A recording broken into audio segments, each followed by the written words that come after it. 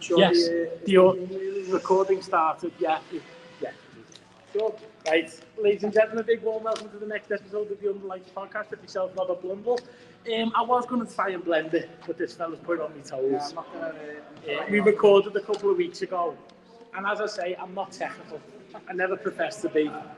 The audio didn't work. I know what annoyed me the most was, we said at the start we'll try and do 45 minutes, stick to certain topics, and I thought the conversation flowed, boss. So if this podcast isn't very good, it's because the last one was so good.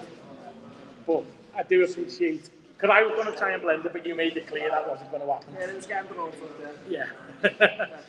So, say we are back with Tom Farrell on the Underlights podcast. That's how things are.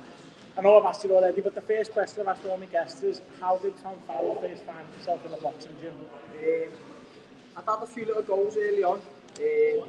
Never really stuck to it. Went to St. Aloysius once or twice. Went to Tubury for a little couple of goals when I was younger, but then just never really stuck to it. I started boxing properly when I was about 16. I think I sort of playing footy once a week. I wasn't quite doing much else, do you know what I mean? Playing footy on the weekend and that was it. But a few of the lads who were knocking around, they started going. Obviously persuading me to go, and then I stuck to it then, and I haven't not been in the gym since. Obviously started improving, and he said, you know, when Doug got to ABC, you were one of them, you were like calling in, I was like, go on, you're on a fight, I was like, yeah, it's hard. So we did it 6 months ago, we had my first fight, and then obviously moved to a few gyms from there, but haven't looked back since. Obviously, a few guests, you can start at next age, but you would say yours was maybe a late start compared to some of the people we've had on. How did you find coming to it that bit later, or don't you think it affected you? I don't know. I think I looked at it a couple of ways because I think one of the things I always mentioned was that I remember being in school in Carolina, and Price came in, he'd shown off like a Commonwealth medal. I think he sort of said, like, you know, I didn't start boxing until he didn't start boxing, he was a bit later, older on.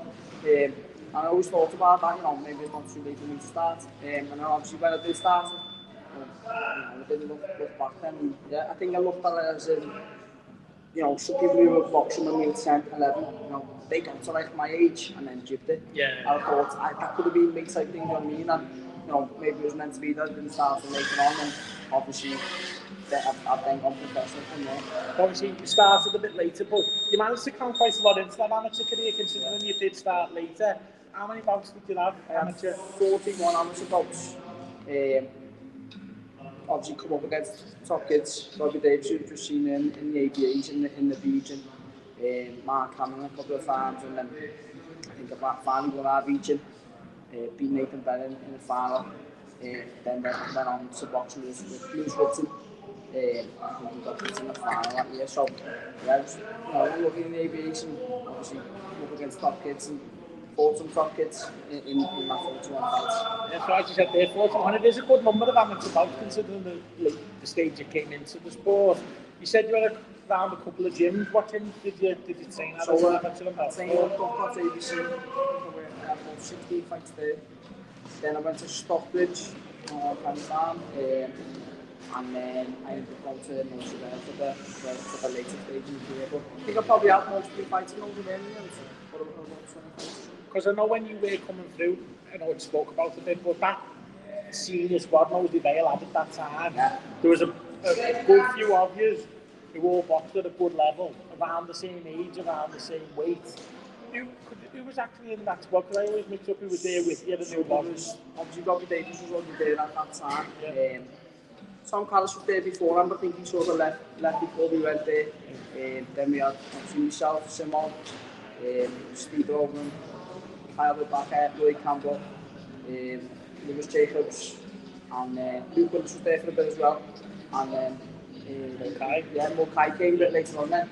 I think at one point, I think it was mainly me and Mokai were in the ABAs, and we were, that year while I won them, me and him were knocking balls out of each other every session, it's fine. But like, yeah, we could do the one. Because you find the clubs, I think sometimes things come in waves, like you'll have a good set of juniors at one point, or schoolboys or seniors. That squad Moseley Vale at that time was obviously a good one, good set of seniors. Do you think you brought each other on? Definitely, yeah. We used to have the changing rooms, bouncing at the boss, like we'd have it up the wall. Me and Sylvie were living on it constantly. We'd always have a proper laugh every session. We'd enjoy it all the time. We had the coaches at the wall. We had Mark Kinney. He was kicking off constantly, so I just mess the session up all the time on the wind, but put pictures of him on the wall. Because he used to have like a shrine of pictures that he had in Canning Farm. That's when we moved to North Wales. He took them all with him. She put them all up in North Wales. So on one of these pictures, he put a picture of himself holding up a koala bear in Australia. So he put someone's head off it and put on the koala bear and he was only, he was going mad. You know it was you? You just blew yourself up? No, that would be We just had a little discussion there about, some of the people you boxed against and boxed with. Bit of a mix, some went wrong at good careers, some never turned over. What was the catalyst for you to turn pro? What made you think, I've done this amateur, I've had these 41 bouts, I want to give this professional game a go, but it's not an easy one, is it, Tom? No, definitely not. Most people find that out. A lot of top amateurs who've turned pro and just that happens like even right now, do you know what I mean? I think the first thing where I thought I'm going to have a go at professionals. I've just speaking on now. I went to watch Robbie Davis' professional debut. Yeah. At the time, we've been boxing with each other for a while. And then he went pro with Dave Funks. He was in like my latest stages of my amateur career before it. I went to watch him in Olympia. I was like, that's the boss this and up to this feel like I'll give me a go myself. I feel as confident that I was good enough then, do you know what I mean? I wasn't thinking as a kid that I'm going to be professional when I'm older, I'm going to be a world champion. I never really had that. I just want to start boxing and I enjoyed it and felt comfortable doing it. So only in the late stage of my career I thought, I want to boxing bout and I'm going to get punched in the head and on. Do you think part of not putting that pressure on yourself was why it went well? Or do you think it was just natural? Yeah, probably a natural progression as well, just like sort of everything just sort of fell into place for me. So as we've said there, 41 amateur bouts, turned pro, 27th of September 2014 against Becky Mayo, was it? Mayo. I went to this bill, it was in the Olympia, a load of Scouts lads, Chris Kelly, Joe Tonks, Mulcahy, No, we got JJ. JJ, Chris Kelly, Yeah. John Quigley was meant to be on the top of it, I think. Yeah. I think Steve would have built us something to do with the Beatles and stuff like that. that. Yeah, and I had a Beatles tune, the worst song I've ever heard, and he likes to walk out to. So I'm forgiven for that one. So how did you find that? Because you do 6'2s, is that right? How did you find that? And what was the opponent like? Because obviously you've mentioned there some of the names you boxed in the region, like Nathan Bennett and then Lewis Ritson. You're having 50-50 open class contest where journeyman, we say it all the time, there's an art to it, but it's very different to what you would have been doing in the latter stages. Well, probably all your amateur career, but especially the latter stages. How did you find that adjustment? It was obviously a matter big stage, big thing for you to make a professional debut, obviously. It's like a proud moment to it. And I just kept, I remember like the first few fights in my career, I feel like I made myself sick, thinking about not being sick that much. I just used to wish it on myself and make it happen with it. I'd end up like full of cold or full of flu. So I remember when he said to me, I'm fighting 6'2", so it was half made up. I was thinking, easy to get to, but at the same time it was like, poof, like a spin. The rounds are gone, I think it was something to do with Beckham Mayo. I think he might have had that many losses on the spin. He had to box over 6'2" to sort of protect him. And it did because of like, towards the end of the round, I was nearly getting him and then he survived type thing. But so after Becky Mayo and you did the 6'2", you then probably did the traditional prospect journey. You look at the names on your record, Christian Leifons, Alexander. I know from MCing on the smaller raw shows, they're the lads I see, did see when we were boxing. Like I think Tom still is, but when Chris was. Week in, week out. Tough lads, never get stopped. How is it trying to break a box like that down, or can you not go into the fight like that? You have to just see it as an experience where you're getting rounds, or... But if you go inside to take their heads off, that's their bread and butter, isn't it? It's tough, like, we're speaking about this way, Jamie, they're not turning up to lose. they're turning up to survive. They're not turning up to get beat bad where they get stopped. And obviously, they want to be fighting and be captain. Christian Lace was a master. I wasn't going out to try and hurt him, but I started well and was whacking away at him. You know, he was speaking to me while I was in there, telling me to watch me head, that kind of time. But yeah, obviously, you know yourself, the more you go in there trying to stop someone like that, it's hard. You can see everything coming, it's a bit easier to ride and to survive. And obviously, you got them rounds as a pro under your belt. Learn your craft a little bit. At 7-0, which is quite early, you had to step up. You boxed Chris Truman at the time, he was 13, 5-2. His losses were to Amir Unsworth, Dave Ryan, and Awara Davis, for example. Amir Unsworth boxed Derry for an English title. Dave Ryan, I think, won an English title. Awara Davis, massive punch out with the MTK Gold contract. So on paper, not just on paper, like in reality, that's a step up, isn't it, to box this? You went in there and you knocked out in one, or stopped in one. I feel like I always got the best out of me when I was a little nervous. Obviously in them early fights, when you get thinking, I'm fighting with Germany, he's not coming to survive, like, there's less nerves.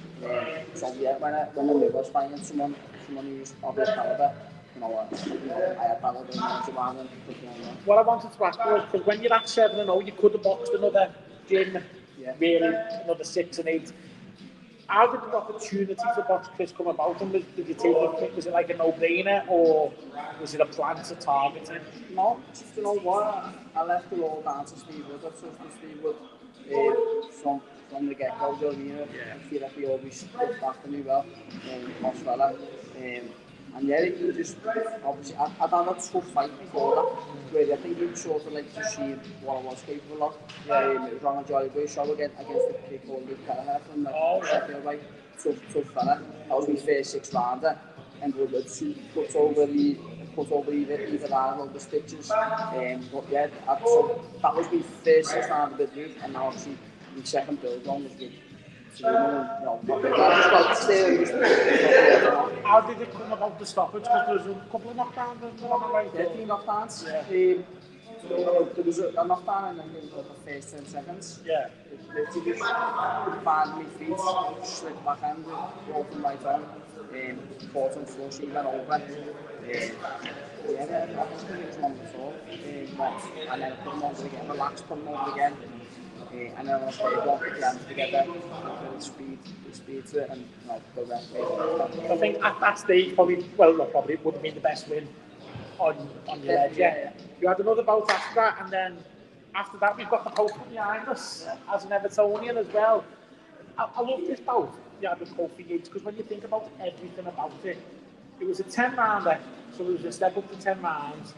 It was a lad you knew. It's 13-1 record. What was your record at the time? 8-0. And it's at Goodison Park. You're an Everton season ticket, all the lifelong Everton fan. Was that just the perfect storm? So first of all, I'd like to ask is, how did the bout with Kofi get made? Because I think the 10-rounder with no title on the line, was there? A lot of lads wouldn't have boxed each other. Yeah, it was built as an English eliminator, should I say. Every year we was talking about getting us a title, but at the end of the season, an eliminator. I think how it came about, it was funny, because I think I'd been sparring Kofi a little bit in the lead up to the fight before. Only 2 rounds there, we knew him quite well, because obviously I was balanced Sam at the time, but they were training popular, they said condition-wise, and obviously he was at Armies at the time, so we fought there and sparred Kofi a little bit.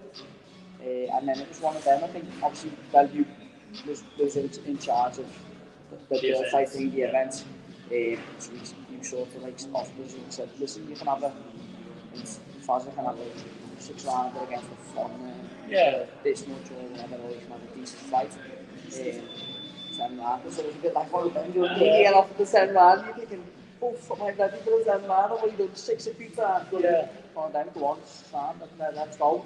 And then I think it might have been Bon's idea. He just said, listen, let's get him a little Manchester derby. Yeah. And the next thing is he come back with the Kofi Yates, and it was like one of them that we know each other. It's a bit like, they put it to them.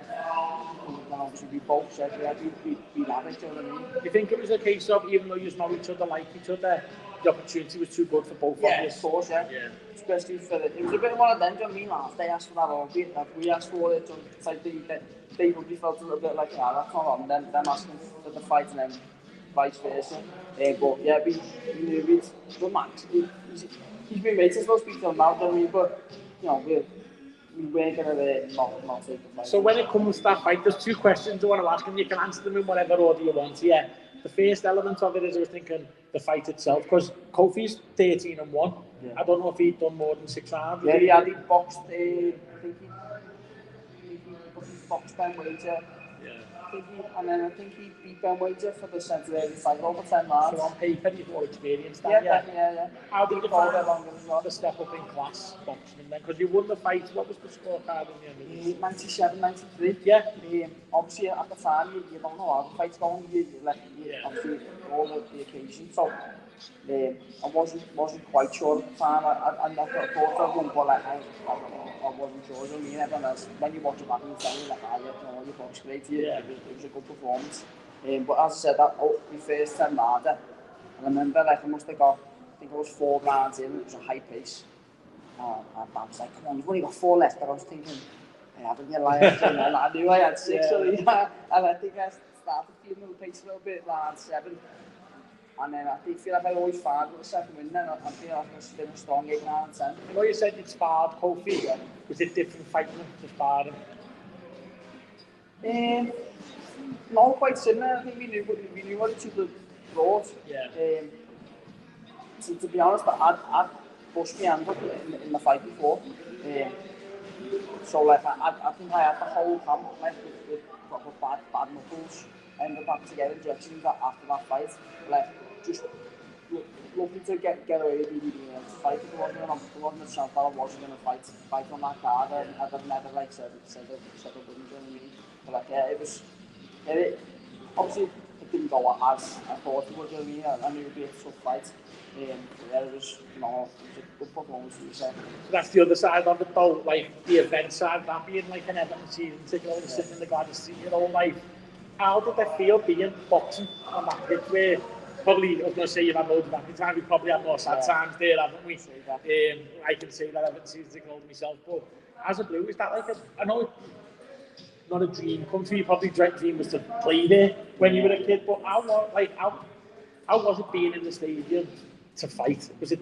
To be honest, that only like 12 months or so before that, I was actually working for them in the community. So I was at the ground all the time, working on a bit of a programme in the community side of things. So I was there all the time. Obviously, every season ticket, and then obviously not long after I left, I got a different job for the bar 8 to 9 months. And then after I just decided, like just before the Goodison fight, I was like, listen, I'm gonna focus solely on boxing now. So straight a full-time job. Focus solely on boxing, and then that much, I mean, that's the fight there. So I had loads of people around the club who were like, obviously messaging me, going, online, getting to watch me. But yeah, it was, as you said, as a kid, you support it, always playing there. Yeah. But I have not played with it, I got a Celtic game. I got the winner. So I got the winner in the Celtic game, and then won a fight there. Yeah, so. How did you find the ring walk onto the pitch? Now, did any of it, did it keep you off focus? Because I even remember Bellew on his ring walk, and I know it was a world title or whatever, but you see him on his ring walk and he's looking around going, wow. Yeah. Did you have any of that, or did you say it's like, I've not searching wow, do you know what I mean? But I feel like just that the day was like a blur.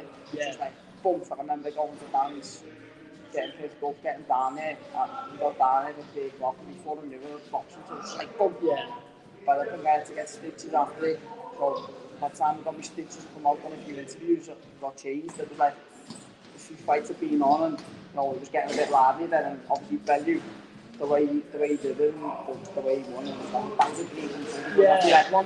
Like when he got put over, you could hear the pin drop in there, and I was just like, oh my god, it would have wrecked it, but then when he's come back and done it the way he's done it, it was like, it just made the night. And as I said, it's just like, boom, play. And then I remember getting home by 8 o'clock in the morning after being out, and was watching it, and you'd record it, what's 45, but at 3 times, I think. So then after that, after obviously fighting at Goodison, which must have been a massive, like, not a tick off your box, I don't think it would have been on there to box at Goodison, but a massive achievement, massive personal landmark. The next thing was again on a value undercard, that was him winning his world title defence against Flores. Your boxers, if Farid Hakimi was 9-1, the WBA International Super Lightweight title. How did the opportunity to come to that title bout come about, and what did you know about Hakimi going into the bout? Not at all. I think I remember rightly. I was due to fight a lad from Manchester called Adam Haig. Oh yeah. Again, another Manchester lad. I don't know what fight it was for, though, whether it was some sort of other regional type. Yeah, but I think when he had a fight, I think he had a fight 2 weeks before, which was obviously a mad move. Yeah. He must have just wanted to get mans in. He was built to fight and then wanted to get mans in because he was fighting a journeyman, and then he ended up getting cut. So he put him out for 20 weeks. So obviously he was going to around from opponents, put a few forward. Obviously we were open to whatever type thing, and then he come back with Hakimi. I think he's been like a world champion kickboxer or something. Oh, okay. All that I could really get on him was like kickboxing fights. Yeah. So couldn't really find much out about him. It's a case of like such some out early on.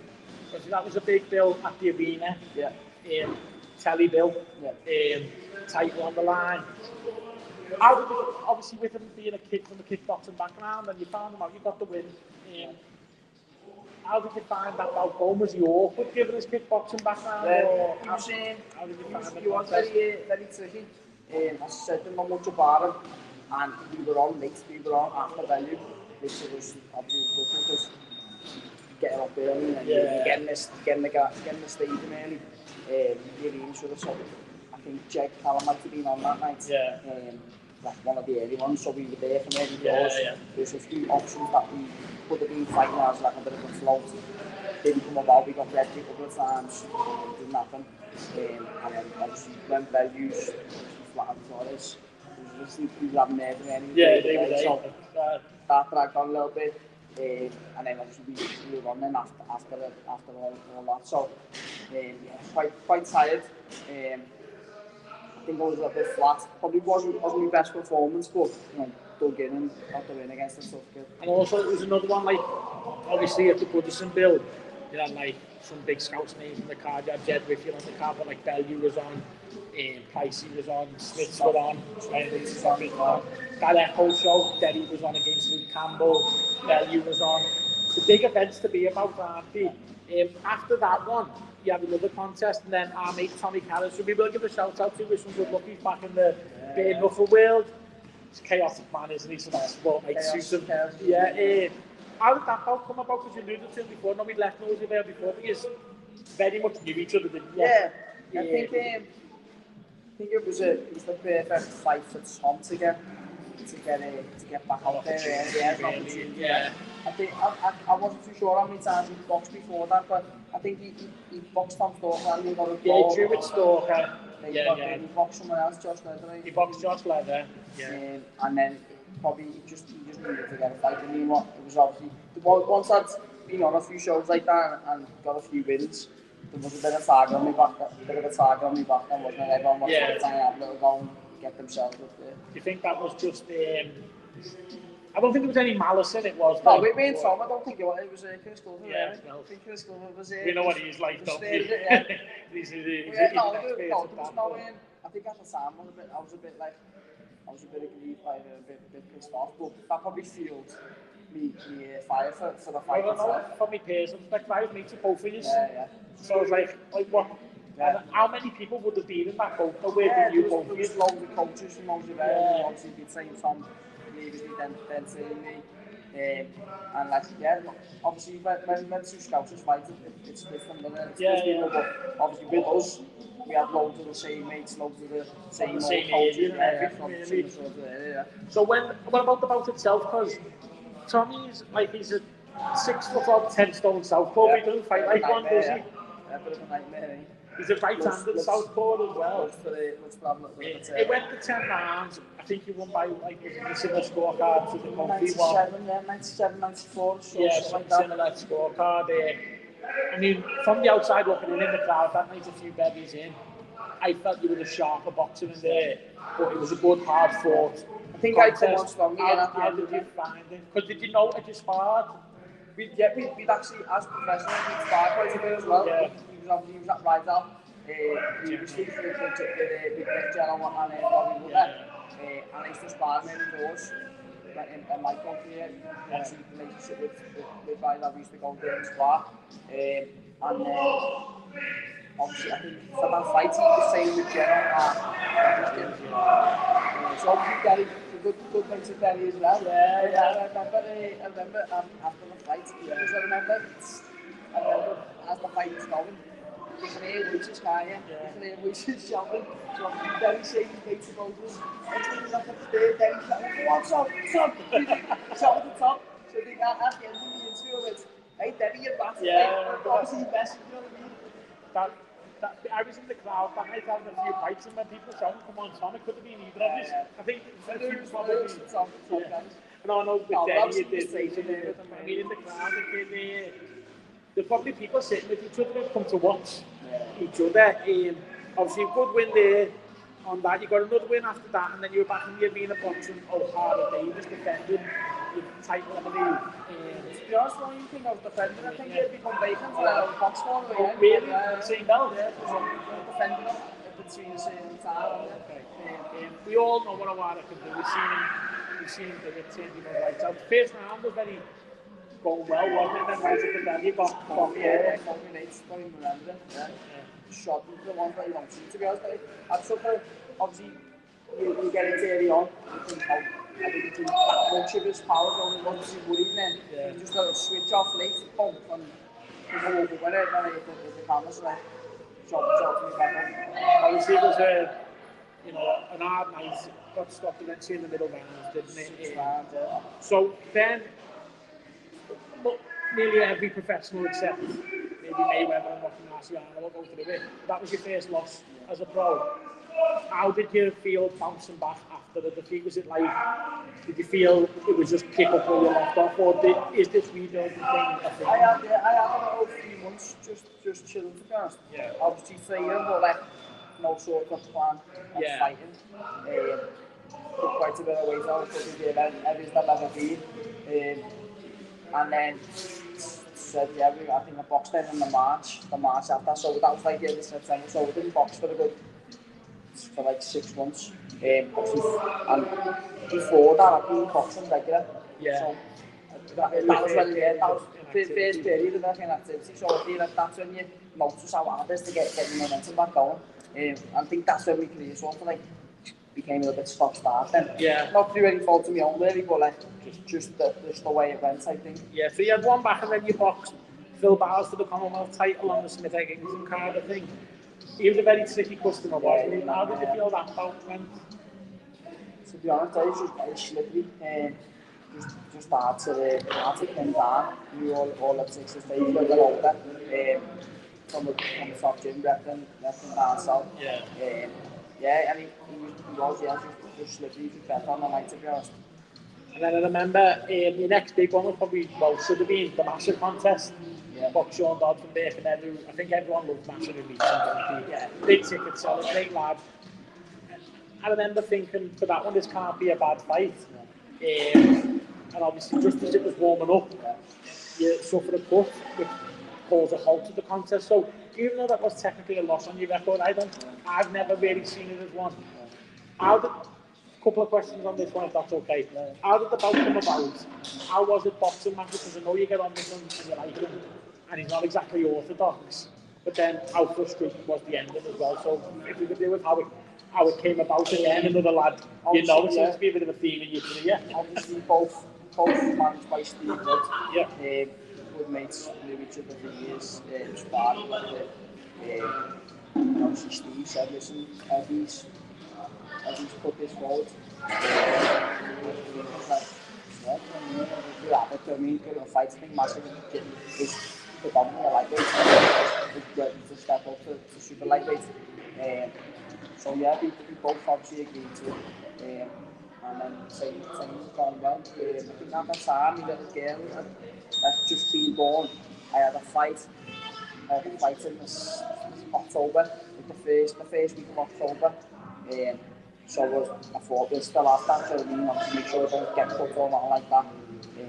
So yeah, I couldn't do that. And then it was supposed to be my head then to fight in Masha. And then a few weeks after that, I was sparring at my fella. I had a spar with him 1 week. That spar went okay, sparring better, a lot better the week after. And he nicked me with an elbow, obviously not an intensive. Looked down to what that's like. He nicked me a forward scar, so that popped open. Just meant I couldn't spar then. I tried to give it a few weeks, sparred again, and the same happened. So I had to just move to sparring for the fight. So probably did. That's probably a little bit of a reason why I maybe started a little bit slow.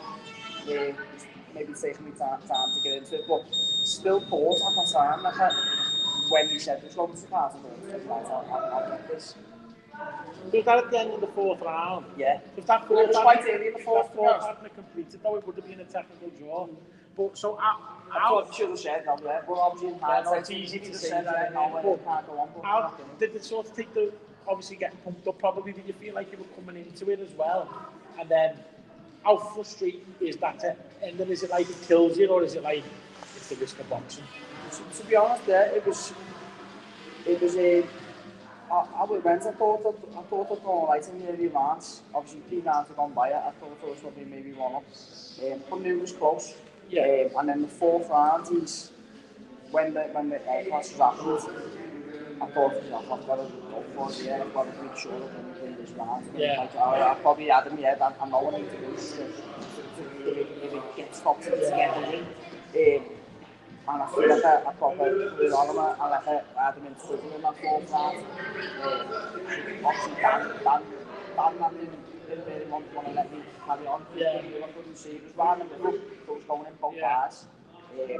So with me not being able to see, he didn't want me to.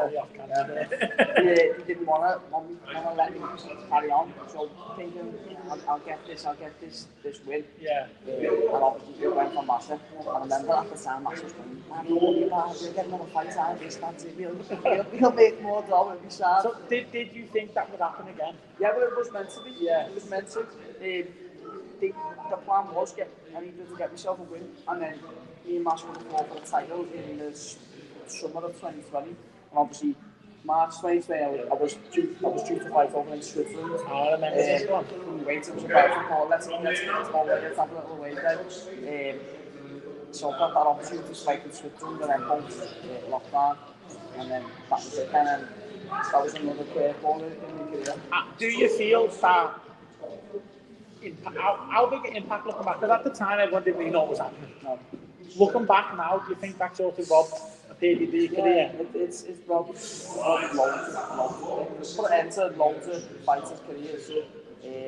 Made me feel old. And stopped all people. I was listening to a podcast and someone asked Moses at the time if it affected us. He said he was in year 9 or 10.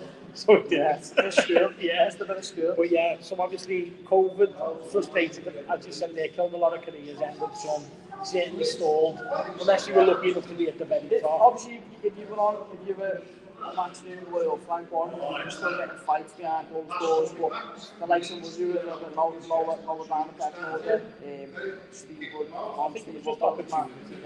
you were only getting an opportunity if you were going to go and fight on one of them big shows. Yeah. So, obviously after COVID, we come back. The next probably big show you were on would have been the Ultimate Boxer tournament. Boxer. The Ultimate Boxer was what it used to be. Was it? Before you went to Sky. And it became the super lightweight. It was a good proper lad, wasn't it? It was the lads you boxed as well. You think about it, beat Benfield, beat Kane Garner, that beat Corey Gibbs. Obviously at this point, how many fights you in your career? 20 or 18, 19 or something? 21. So to be honest, it was probably the best boxing series. Yeah, that was brilliant. It was brilliant. But it was all like people who were a bit more further down the career. But what I was going to ask was, so obviously at the start we spoke about switching from amateurs, doing 6-2s, then 4s, then stepping up to 6 to 8.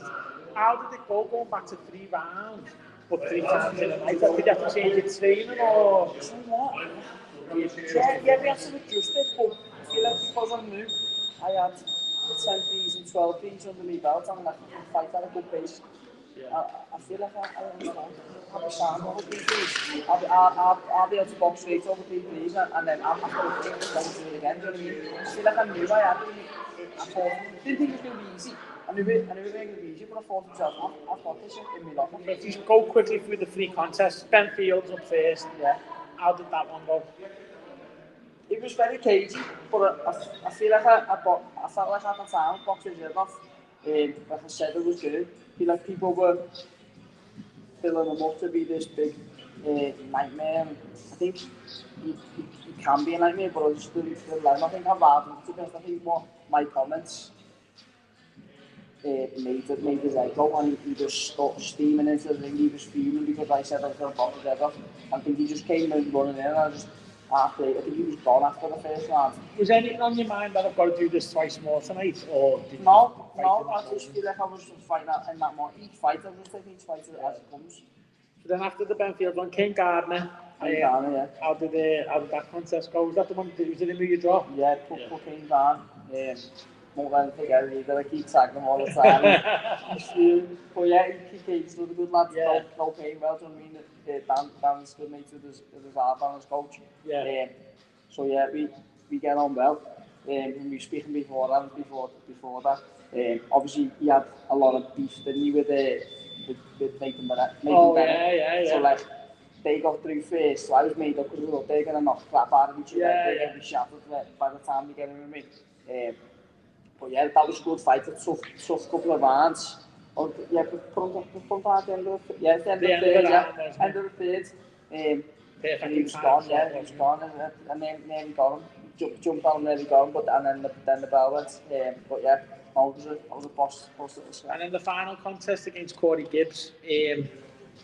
Corey, great record on paper at the time, and a good boxer. Really close contest. I mean, I think people in the arena felt you'd won it. Yeah. I don't really like to use the word robbery, because I remember you saying it's not his fault. Yeah, it's not his fault. I don't really like to see the word, because I always think even when you say robbery, it's never the other lad's fault. And 3 rounds, it's hard to gauge. Do you think you did done enough? So what I did at the time, I feel like I can't remember which way round it was. I feel like I won the first thing. Then I probably left the second slip, and I feel like I finished better than the third. So I thought it was 2-1. I think I said to him at the time, it's going to be a split, it's going to be 2-1. Yeah. Left and said it's Yeah. And I knew it was going to be close. They all were. And then when I've watched the back, I'm like, I feel like I still did win. And then obviously it makes it even worse when, I didn't know this at the time, but on the broadcast, Ben Shalom was like saying, we'd already signed Corey Gibbs, so they already had big plans for him. Obviously they wanted him to win type thing. What I always felt after that one was, though, even if you just watch that fight stand alone, ignore the result, I at the time thought I'd love to see that over 10 or 12. I said that, yeah. Is it frustrating that it never happened? Yeah. I think his career's been very stop-start now. He boxed it. Yeah, he boxed on Saturday, first time he got a win. Like that since then. Yeah. He's had a couple of losses, maybe. I think he only had one. Oh, one, sorry, against Jimmy. Yeah. Jimmy Fist, Jimmy Fist. I think that was awful, I think, or 10.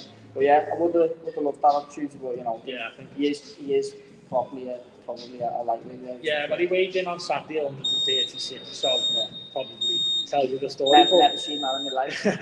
It would have been, I do feel though, as fans, maybe one that got away a little bit over that. After that, you went on quite a run, didn't you, of names, tough, hard contests on big shows, Harlem Eubank, Henry Turner, Khalil Majid. How do you feel that them bouts come about? Is it sort of like, become like a bit of a scout to these younger lads, do you think, who target you a little bit, or? Yeah, you become a bit of a name, and then obviously you've always done well on tickets as well, so is it like you're the perfect, they see it as the perfect one, but I think the bouts have all gone even though you haven't gone your way in terms of results, you've had moments in all of them fights that maybe you might have thought, oh shit, we've bit off. Maybe this wasn't a good call. I think obviously against Bank, I don't always feel like I was getting into a fight and I've hit him. It was only with my fault, I hit him and his legs went. So instead of jumping on him, which I probably would have done at previous times, and if jumped on side to get him and being sloppy, I thought to myself, you know what, relax, you'll get him, you're going to get him again. That was probably my moment to jump on him and try and get him. Whereas in hindsight, it was like looking back and saying you should have, but I think he recovered quite well and then went with the storm. I think it was closer not to score. Yeah, definitely. I think if we, obviously Henry Turner, Callum Majid, they're top prospects coming through. What I did want to ask you, because in your career, you've boxed on VIP shows, Matchroom shows, Wasserman, Queensberry, Boxer, and the Sky, Channel 5. How's that, like, because when you think about it, look, you probably won't appreciate it till you look back over your career, but a lot of boxers probably think if I get on telly or get a good one with one promoter, it is an achievement to have been called up by all of them promoters, isn't it, and wanted on their shows. Yeah, definitely. How did they compare to each other, or are they? We used to always love box on Sky. Did you? Yeah, Sky. I think obviously I boxed on Sky when Matchroom with them a lot of times, and I think he only boxed with Matchroom when he was on DAZN, the ones that was the last fight against Kofi. Oh yeah.